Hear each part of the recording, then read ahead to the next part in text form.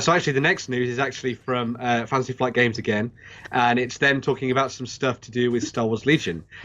So we actually got to see there were actually some sort of teasers that came out for these a little while back, but then they actually start to release proper previews of these two units as well. So you're going to get a new Commander expansion, which is for Jyn Erso. So yes, anyway, Jyn Erso as a character is pretty awesome.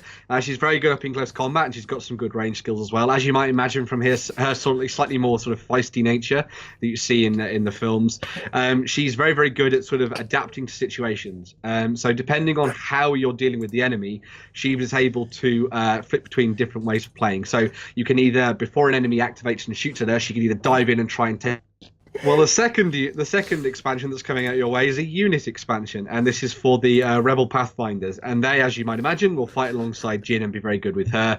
They're also very, very good at sort of getting behind enemy lines. So one of the things that they're really good at as a specialization is that they can actually deploy nearer to a unit, I think, which within a certain range band of them, or sort of just out of one anyway. So it means you'll be able to set them up further behind the battle lines towards objectives and things like that. So if you're interested in getting a little bit more of a sort of like sneaky Rebel force onto the tabletop, they're a really good idea for that.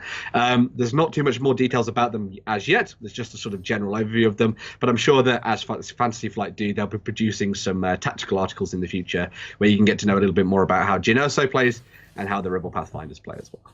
Yeah, you see, just looking at these, they've actually got a lot of great options, because if you look down the left-hand side of the card, they've got lots of upgrade there's slots. loads of upgrades in the there. The big thing for me is, you see here, the defense dice. Yes. Being a white instead of a red, that is a huge difference to the Rebel forces. Whenever I was playing against Yari, I always find my Rebels, they die super quick unless my ass is in cover.